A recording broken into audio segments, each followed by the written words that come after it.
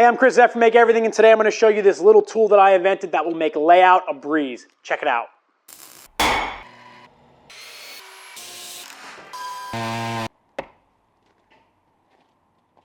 So very often I'm given a drawing like this, which is a 12-inch base plate with a 1/2-inch screw, and it's 1.5 inches off either side, kind of centered on the corner, and there's 4 of them. Now, if I have to make one of these, obviously I just have to lay out 4 holes. But if I have to make 20 of these, I've got to lay out each one of those corners. Now, there's a couple different ways to do it. Kind of the way that a lot of people do is they just grab something like a speed square and they mark, 1.5 inches, and then they go over here and they mark 1.5 inches, and somewhere, in that X is their line. Now, that doesn't take very long, but if I have to do that 4 times on 20 plates, it's 80 times, and I have to switch over and around, and, it can get a little cumbersome to measure from both sides. Now, the alternative to using a square like this is to use a combination square. So I could take a combination square like this, I could set the offset to 1.5 inches, I could hold it there, make a line, hold it here, and make a line. Now, that didn't take very long, but again, it's a couple seconds times, let's just say 80 for that example. So because of the amount of time that takes, a lot of times I just sort of ballpark my corner marks by taking a pen and running my finger like this from one side and like this from the other side. But that's sort of an arbitrary mark. I don't actually even really know how far away that is from the corner. Now, thinking about that, I thought, it would be really convenient if I could find a way to mark these in one step with a tool. So I went up onto the computer and I started drawing up a tool. My thought for this tool was if I could put something that registered on the corner and went off in a 45-degree arc, I could basically plot lines along the X and Y axis that corresponded with marking spaces along this 45, and then I could just look at it and place a dot. So it was a pretty simple design process to come up with this first kind of prototype. Now, this basically registers against the corner because it's on 2 sort of planes, and once it sits in the corner, I could then take a pen and make marks wherever I wanted, and they would be equidistant from one side and the other side. And this was kind of the starting off point before I decided to try to make it out of acrylic. Now, out of acrylic it's a little easier because not only do you get those marks, but you also can see exactly what you're doing. Now, both of these designs had issues. One of them had no marks. This one, the marks weren't even.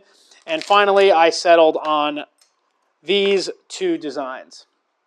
And I'll show you how I made them.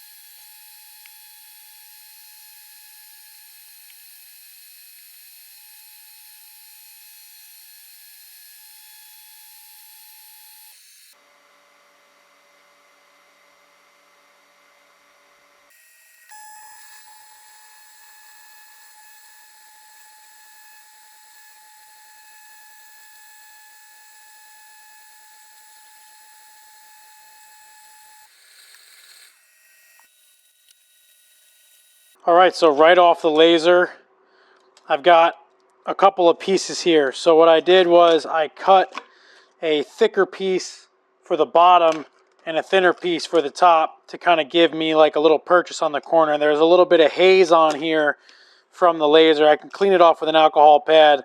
From what I learned with acrylic is the alcohol, sometimes if it gets inside the like a hole that you cut, it'll put little kind of micro cracks as it dries. But I think for this example it's fine. I use an alcohol pad and then a microfiber cloth to clean it off.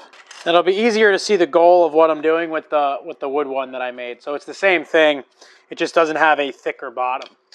But my thought here was I made the holes 6 millimeters in diameter so that I could buy 6 millimeter magnets and glue them in there so that they would act as registration pins for the 2 pieces, and also make it so that I could magnet this thing to to a bench or something. So I'm gonna put a little bit of CA glue between the pieces, and then I'm going to drop some CA glue where the magnets are, and it should keep this whole thing together and leave the magnets in place so that I can stick this to something and use it. I'm going to put it on this piece of aluminum just so I don't glue it to the table. And I'm using Starbond thick CA glue and activator. I'm going to put a little bit of CA glue inside the holes in the upper piece before I drop it down. Give it a quick spritz.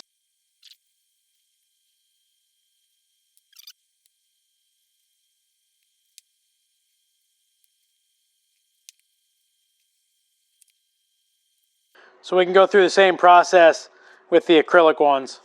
Now the CA glue doesn't really want to stick to the acrylic, but it will with a little bit of activator.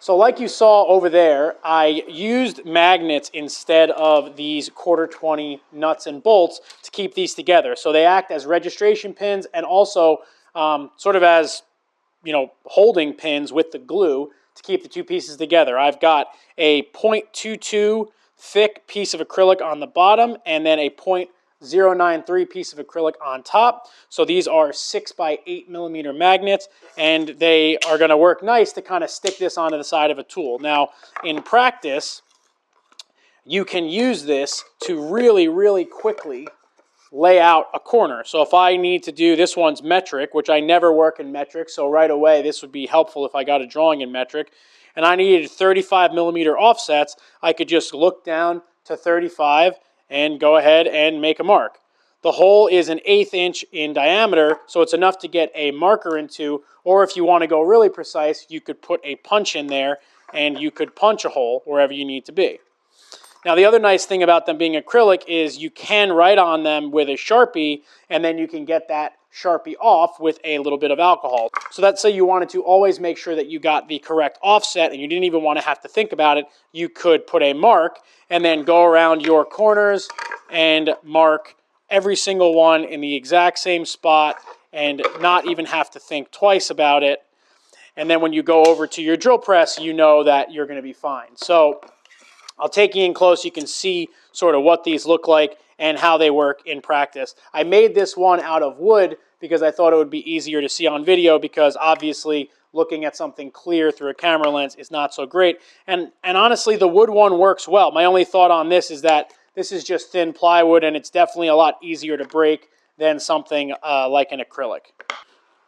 So here we have the Imperial one, which goes from 0, up to 4 inches on the marker, but it only, because of the length of this tang, it only goes up to 3 inches off. So by holding this on the corner of my work, I can look down and either with a pencil or a marker, I can say, for instance, on my drawing, 1.5 inches, I go up to 1.5 inches, I can make a mark, and then I could spin my piece of material around and go ahead and make the exact same mark as many times as I need to. And I don't ever have to think about what my measurement is. And also it's a little more precise for me because instead of getting an X, I just get a dot. And if I want to go over and punch it after the fact, or if I want to go over to the iron worker, what's nice about the 1/8 inch hole too is you can use an 1/8 inch transfer punch, stick it in that hole, and immediately punch it to register that hole for drilling.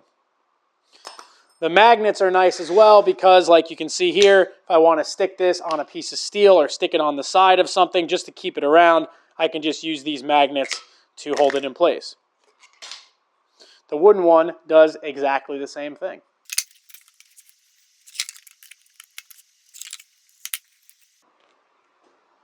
All right, that about does it for this little video. I just wanted to show this off and kind of show a little bit of my thought process behind making myself more efficient in my shop. Now, having the laser here is going to help me a lot with little kind of jigs and little tools like this, because a lot of these ideas kind of live in my mind for a long time, but, you know, setting up the CNC or making one by hand, you know, the precision maybe isn't there, or I just don't have the time to sort of make them all the way through. With something like this, I was able to draw it on the computer, bust out a couple of quick prototypes on the laser, and then cut what is essentially a finished product in just a couple of minutes. Now, obviously, there's some refinements and some tweaks to this, and I'm going to use it for a little while, but I would like to make these available for people to purchase if that's something that you think that you would be interested in. For me, this is saving seconds in, you know, kind of immediate time, but it's also saving me the potential for error over the long-term life of a project. I used to work with a woodshop teacher who told me that you want to measure as little as possible. You want to try to limit the amount of times that you insert human error into a project. And something like this, where I don't have to actually measure from both sides, where I don't have to even look at a tape measure, I can just essentially circle the hole that I'm going to be using for a project and put dots on my material. Then I can head over to the iron worker or the drill press and drill the holes, or if I need to put screws in a specific spot, you know, something like this is absolutely going to come into play probably daily in my shop. I think there's a couple of ways that I could even improve it from here, and I'd like to hear what you guys think down in the comments below. I think this thing will be really cool, and again, something like the laser is what kind of made this possible because it was just easiest to make in that way.